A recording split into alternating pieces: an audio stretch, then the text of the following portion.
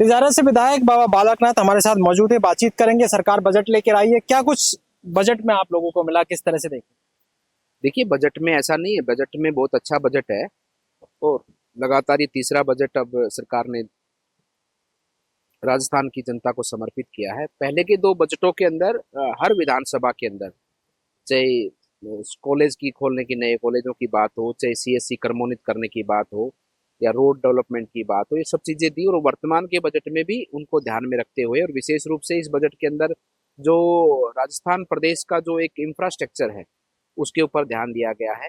और जहां आवश्यकता थी उसके अनुसार वहां पर सड़कों के काम भी दिए गए हैं, आरओबी, आरयूबी, इन सभी चीजों के काम दिए गए। देखिए, बजट तो कोई भी, जैसे हमारी प्रदेश सरकार जो है जिसकी भावना, और बीजेपी की सरकार की तो भावना इतनी स्पष्ट रहती है कि बजट का विस्तार और बजट का जो प्रकार और बजट का जो उपयोग जनता के हित में हो, ना कि व्यक्ति के हित में हो, उस प्रकार का काम हमारी सरकार करती रही है। और उसी को चरितार्थ करते हुए ये बजट आया है। और मैं विश्वास से कह सकता हूं कि ये बजट जो है हमारा देश को जो विकसित करने का आज पथ पर जो देश आगे बढ़ चुका है, 2047 तक जो हमारा राष्ट्र एक विकसित राष्ट्र हो, तो उसमें मैं मानता हूं कि हमारा प्रदेश राजस्थान उसमें अपनी बहुत ही अहमी भूमिका निभाने वाला है। और राजस्थान प्रदेश अपने विकसित के प्रदेश होने के संकल्प को इस बजटों के माध्यम से पूरा करेगा। लेकिन विपक्ष लगातार इस बात पर सवाल खड़ा कर रहा है कि ये बजट में कुछ नहीं मिला है, चाहे वो हर वर्ग की बात करें। तो क्या लगता है कि विपक्ष? कोई एक बजट बता दो, कोई एक बजट बता दो जिसमें विपक्ष ने ये कहा हो कि ये बजट जो है कि राजस्थान के हित का है। पहली बात। दूसरी बात है कि जो विजन और संकल्प माननीय प्रधानमंत्री जी का है कि 2047 तक ये देश विकसित बने, तो ये कहाँ गलत बात है? इसमें तो सबको सहयोग करना चाहिए। विपक्ष को कभी, विपक्ष ने, एक व्यक्ति ने भी, चाहे वो केंद्र के नेता हो चाहे प्रदेश के नेता हो, कभी भी एक व्यक्ति ने इस बात को कहा कि हाँ ये बात अच्छी है और हम सबको इसके लिए प्रयास करना चाहिए? कहा किसी ने? नहीं कहा। 2047 में विकसित राष्ट्र बनना है।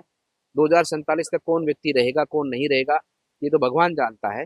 लेकिन उस 2047 के राष्ट्र को देखने के लिए हम सब भारतवासी होते हुए भी, हम इस देश के नागरिक होते हुए भी, हम विपक्ष की पार्टी होते हुए भी, अगर कोई कांग्रेस का व्यक्ति विपक्ष की पार्टी में है तो वो क्यों नहीं कहता इस बात को? तो इस बात से ही आप अनुमान लगा सकते हैं कि अगर माननीय प्रधानमंत्री जी मेक इन इंडिया की बात करते हो, और चाहे माननीय प्रधानमंत्री जी देश के विकास की बात करते हो, या माननीय प्रधानमंत्री जी विकसित राष्ट्र की बात करते हो, तो इन कहीं भी कार्यों में विपक्ष आपको नजर नहीं आता, उनके समर्थन में नजर नहीं आता। तो ये विपक्ष की मानसिकता को दर्शाता है। स्कूलों की बात बड़ी चर्चाएं हो रही है इस बार, क्योंकि स्कूलों के लिए जो जर्जर भवन की बात हो, शौचालय की बात हो, उसको लेकर सवाल तमाम खड़े किए थे। हाईकोर्ट ने भी कहा। अभी बजट दिया गया है, किस तरह से देखते हैं? देखिए, सरकार ने उसमें पर्याप्त बजट दिया है, और कहीं ना कहीं जिम्मेदारी हम सबकी भी है। मैं तो देखो बहुत करीब से देखा है मैंने कि कोई भी सरकारी भवन बनता है, बजट उसकी आवश्यकता के लिए हम सब दौड़ते हैं, पैसा मिल जाता है, बन जाता है, लेकिन बनने के बाद में उसके रख रखाव में ना नागरिक होने के नाते हम जिम्मेवारियों का निर्वहन करते हैं, ना कर्मचारी होने के नाते जो उस संस्थान में काम करते हैं वो उन चीजों को देखते हैं। कोई भी उस व्यक्ति उस भवन की कभी भी ऊपर छत पर जाकर कभी उस भवन के चारों तरफ घूमकर देखता नहीं है कि उस भवन में कैसे हमको रख रखाव रखना चाहिए। कि जैसे अपने घर में रखते हैं, अपने घर के भवनों का हम रख रखाव करते हैं, तो उसी प्रकार से हमें अपने सरकारी भवनों, क्योंकि सरकारी भवन तो हमारी संपत्ति है, इस प्रदेश के लोगों की संपत्ति है, तो उसमें भी हमें ध्यान देने की आवश्यकता है। अगर देश का पैसा एक ही कार्य में बार बार लगता रहेगा, आज कोई भवन बना 10 साल बाद में वो जर्जर हो जाता है, गिर जाता है, तो कहीं ना कहीं हमारी भी कमी है। तो इसको भी हमें ध्यान देना चाहिए। और जो वर्तमान में इंफ्रास्ट्रक्चर जो जर्जर अवस्था में है उस पर सरकार पूरी संवेदनशील है, और उसको सही करवाने के लिए सरकार ने लगभग 500-600 करोड़ के 550 से अधिक करोड़ का बजट उसमें प्रावधान दिया है। राइट टू हेल्थ की यार बड़ी चर्चाएं हो रही है, विपक्ष ने बड़ा हंगामा किया, किस तरह से देखते हैं? उस पर चर्चा है कि आम लोगों के लिए ये जो स्वास्थ्य से जो चीजें जुड़ी हुई हैं उनको बहुत जरूरी। देखिए, राइट टू हेल्थ हो, जो मुख्यमंत्री आयुष्मान योजना हो, ये सब चीजें योजनाएं संचालित हैं, और उसमें हमारे लोगों का, जो गरीब लोग हैं या जो भी आवश्यक लोग हैं, उनका सबका इलाज उसमें सुनिश्चित फ्री होता भी है। और सरकारी अस्पतालों में फ्री इलाज आज चल भी रहे हैं, दवाइयाँ फ्री मिल रही हैं। तो ये सरकार ने, ये तो नागरिक का अधिकार है और सरकार का कर्तव्य है, उसको पूर्ण रूप से हमारी सरकार उसको निर्वहन कर भी रही है। और हम सब जनप्रतिनिधि भी उसको पूरी गंभीरता से अपने अपने क्षेत्र में ध्यान दें, ये भी हमें आवश्यकता है। मैं उदाहरण के तौर पे बताना चाहूंगा कि हमारे तिजारा, टपुकड़ा, भिवाड़ी, ये 3 जगह पर हमारे, एक जगह जिला अस्पताल में अभी उसका भवन निर्माण कार्य प्रगति पर है, और टपुकड़ा सीएससी है, और तिजारा उप जिला अस्पताल में भी उसका भी कार्य प्रगति पर है। इन तीनों ही जगह पर कभी कोई ऑपरेशन नहीं होता था, लेकिन आज वर्तमान में वहां पर सिजेरियन जो है कि डिलीवरी भी होती है, हड्डियों के ऑपरेशन भी होते हैं, बाकी ऑपरेशन भी होते हैं, वहां पर हर रोज कोई ना कोई ऑपरेशन होता है। तो अगर आप उस पर ध्यान देते हैं तो आपके पास संसाधन है, आपके पास वो अनुभवी डॉक्टर हैं, तो वो काम आगे बढ़ता है और उस पर ध्यान हम सबको भी देना चाहिए। पीएचडी का बड़ा आंदोलन चल रहा है, बड़ी चर्चाएं हो रही है, कानून बनना चाहिए, मुख्यमंत्री जी भी कह रहे थे। देखिए, मुख्यमंत्री जिसके पक्ष में है, लेकिन विपक्ष के लोग कहीं ना कहीं इस पर राजनीति कर रहे हैं, लेकिन उसकी राजनीतिक रोटियां नहीं सीखेंगे उन लोगों की। मुख्यमंत्री जी अपने मन में इस बात को बनाकर बैठे हैं, और जो जनता चाहती है और जो खेजड़ी को सम्मान और खेजड़ी के लिए जो एक रक्षा के लिए कानून बनना चाहिए, माननीय मुख्यमंत्री जी को निश्चित रूप से बनाएंगे। इस तरह से विधायक रहे जो पलजीत यादव की गिरफ्तारी को किस तरह से देखती, भ्रष्टाचार के बड़े आरोप।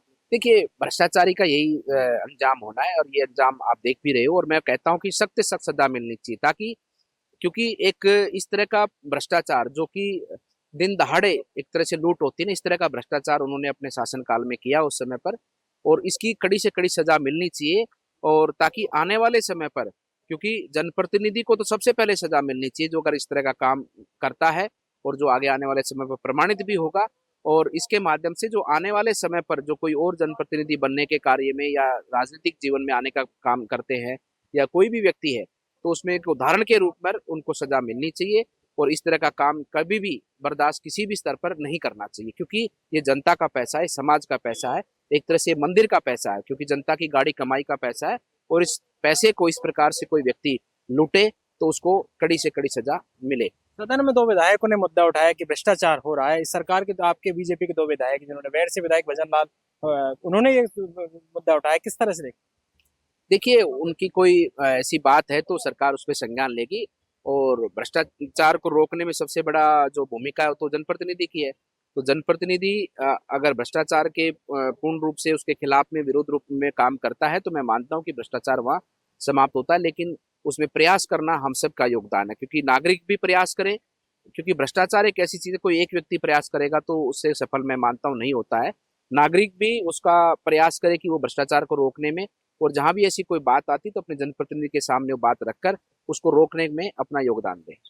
ये थे हमारे साथ बाबा बालकनाथ, जिन्होंने तमाम मुद्दों पर खास बातचीत की। बजट को लेकर उन्होंने खुलकर बातचीत की। उन्हें तिजारा और आसपास से खूब बजट मिला है। सरकार इस बजट को लेकर आई है, और सरकार 2047 को लेकर बजट को लेकर आई है। विपक्ष का काम है सवाल खड़े करना विपक्ष को ले, और कहीं ना कहीं उन्होंने कहा कि जिस तरह से खेजड़ी का आंदोलन चल रहा है, खेजड़ी बचाने के लिए कानून लाया जाएगा, और इसको मुख्यमंत्री जी को लाना ही चाहिए, और इस सत्र में ही लाना चाहिए। ऐसे में लंबे वक्त से जो खेजड़ी का आंदोलन चल रहा है, अभी भी ये कहा जा रहा है कि खेजड़ी काटी जा रही है, लेकिन जिस तरह से सरकार इसको लेकर किस तरह से कानून लेकर आती है उसको देखना होगा। वहीं उन्होंने ये कहा कि बलजीत यादव जो तिजारा से विधायक थे पहले, उनकी गिरफ्तारी हुई है, भ्रष्टाचार के बड़े आरोप लगे थे। आज भी राइट टू हेल्थ को लेकर बात हुई। वहीं आज जो विधानसभा में वेर से विधायक है, उन्होंने, जो बीजेपी के विधायक है, उन्होंने सवाल खड़े किए थे कि भ्रष्टाचार उनके वहां का अवैध खनन को लेकर हो रहा है। उस पर भी उन्होंने तमाम बातें अपनी रखी कि जनप्रतिनिधियों को भी कहीं ना कहीं इस बात को लेकर आवाज उठानी चाहिए